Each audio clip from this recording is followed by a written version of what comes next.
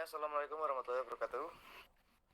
Kami dari kelompok 1 akan mempresentasikan hasil kerja kelompok kami yang berjudul Thiazolidin dan alpha glukosida inhibitor atau AGI yang beranggotakan Ahmad Hanafi, Hanifah Wasyarofah, dan saya sendiri Muhammad Tasal Arifah. Apa itu thiazolidin? Thiazolidin itu apa? Yang benar nulisnya. Masa obatnya itu yang benar. Definisi thiazolidin dion merupakan golongan obat antidiabetes oral yang dapat meningkatkan sensitivitas aktivitas antidiabetes kombinasi insulin terhadap jaringan sasaran.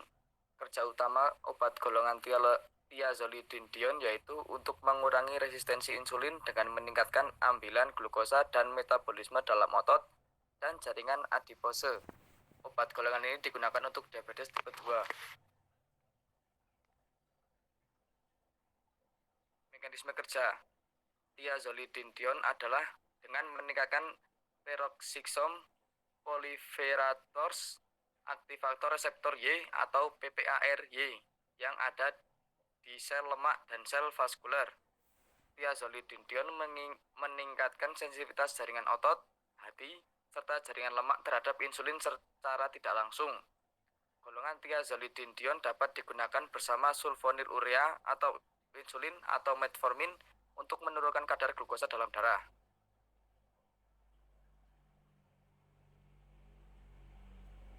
Contoh obat golongan ini adalah pioglitazone.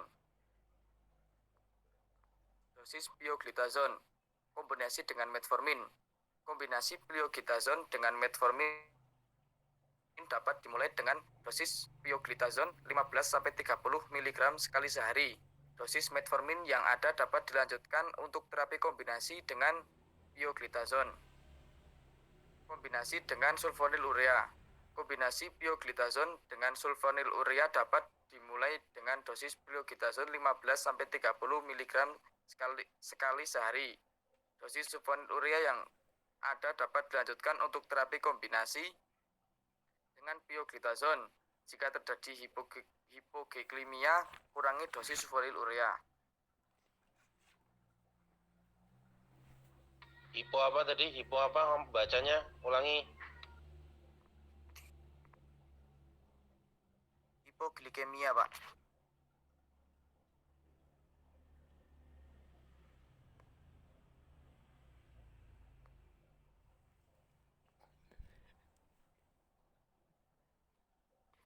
Untuk lanjut usia, tidak diperlukan penyesuaian dosis bila diberikan pada lanjut usia. Pasien dengan gangguan ginjal, tidak diperlukan penyesuaian dosis bila diberikan pada pasien dengan gagal ginjal. Bersihan kreatinin kurang dari 4 mili per menit. Pasien dengan gangguan hati, pioglitazone tidak diberikan pada pasien yang menderita gangguan fungsi hati. Untuk anak-anak dan remaja, belum ada data penggunaan pioglitazone pada pasien anak-anak dan remaja berumur kurang dari 18 tahun. Oleh sebab itu, tidak direkomendasikan untuk pasien tersebut. Efek samping dari obat golongan ini adalah ditimbulkan antara lain gangguan gastrointestinal, penambahan berat badan, hipoglikemi, anemia, dan udem.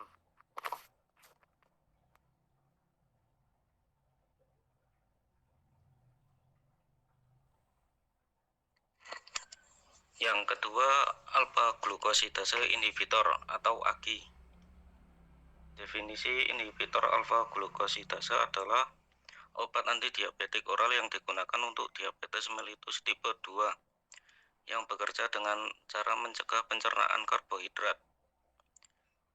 Alpha glukosidase merupakan salah satu agen antidiabetik yang bekerja dengan cara menghambat kerja enzim alpha glukosidase. Mekanisme kerja inhibitor alpha glukosidase. Obat golongan inhibitor alpha glukosidase mempunyai mekanisme dengan menghambat kerja enzim glukosidase pada usus kecil sehingga memperlambat pencernaan sukrosa. Efek dari obat ini adalah penurunan kadar glukosa postprandial. Efek samping yang sering terjadi yaitu flatulen, kembung, ketidaknyamanan pada perut, dan diare. Contoh golongan alfa glukosidase inhibitor yaitu akarbosa. Golongan inhibitor alfa glukosidase adalah suatu enzim pada usus yang bekerja memecah karbohidrat kompleks menjadi monosakarida. Salah satunya glukosa. Contohnya adalah akarbose yang dengan demikian dapat mengurangi kadar gula yang masuk dari makanan. Dosis dan aturan pakai akarbose dosis awal untuk pasien dewasa adalah 50 mg 1 kali sehari. Dosis dapat ditingkatkan menjadi 50 mg 3 kali sehari. Jika diperlukan, dosis dapat ditingkatkan menjadi 100 mg 3 kali per hari. Setelah 6-8 minggu, dosis maksimal 200 mg 3 kali sehari. Efek samping dari akarbose yaitu perut kembung, sering buang angin, sakit perut, dan diare. Demikian dari presentasi kami. Bila ada salah, kami mohon maaf sebesar-besarnya. Assalamualaikum warahmatullahi wabarakatuh.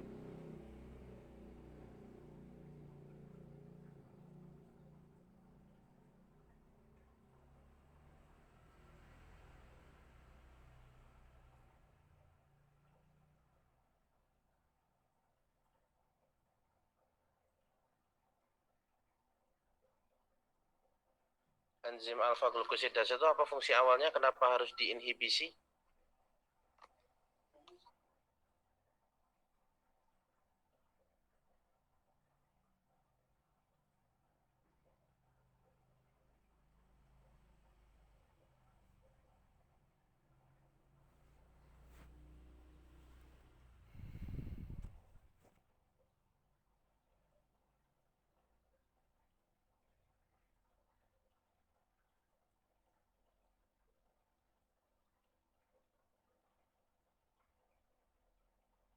Dia harus diinhibisi, jadi ada obat alfa glukosidase inhibitor.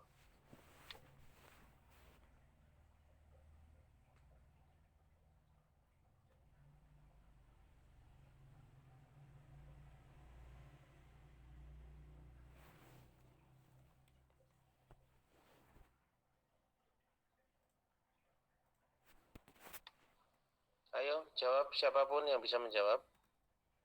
Kalau nggak bisa menjawab ya nggak kita akhiri kelasnya. Pemecahan karbohidrat menjadi glukosa pada saluran pencernaan, Pak. Kurang tepat. Alfa glukosidase inhibitor merubah apa jadi apa? Udah pernah saya jelaskan dulu ini. Ayo yang betul.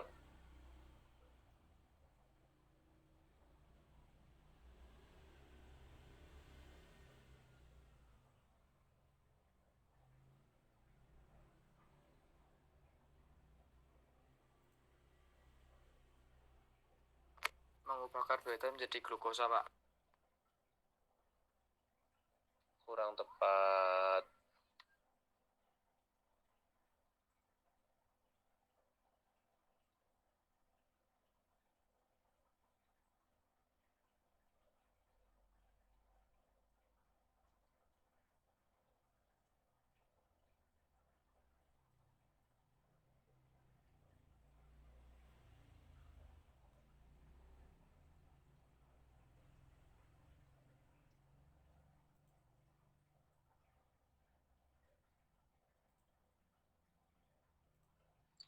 Mengubah glukosa kompleks atau polisakarida menjadi yang lebih sederhana yaitu monosakarida.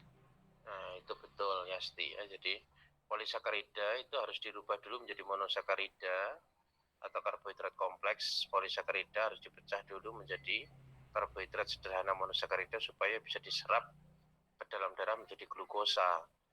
Nah, yang merubah itu namanya enzim alfa glukosidase.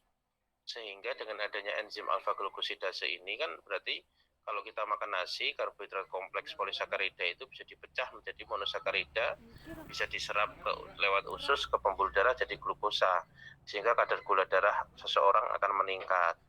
Dengan kita makan alfa glukosidase inhibitor, contohnya seperti akarbose, nah itu berarti enzim alfa glukosidase kan diinhibisi, dihambat. Kalau dihambat berarti polisakarida tidak bisa dirubah menjadi monosakarida. Karbohidrat kompleks tidak bisa dipecah jadi karbohidrat sederhana. Kalau tidak bisa dipecah menjadi karbohidrat sederhana, berarti tidak bisa diserap menjadi glukosa di dalam pembuluh darah, sehingga kadar gula darah pasiennya akan turun. Nah, cuma dia punya efek samping. Apa ya sih efek sampingnya alpha glucosidase inhibitor?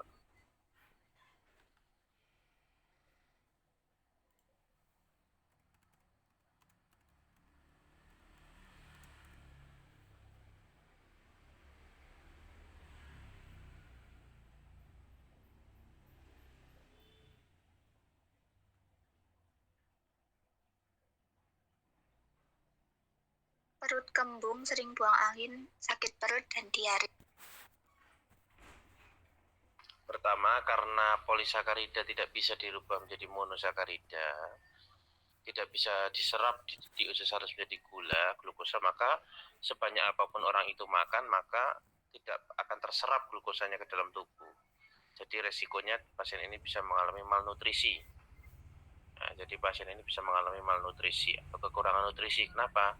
Karena karbohidrat kompleksnya nggak bisa dipecah jadi karbohidrat sederhana. Akhirnya tidak bisa terserap, dikeluarkan terus lewat feses, sehingga tidak ada nutrisi yang diserap di dalam tubuh. Jadi efek samping pertama dia mengalami malnutrisi.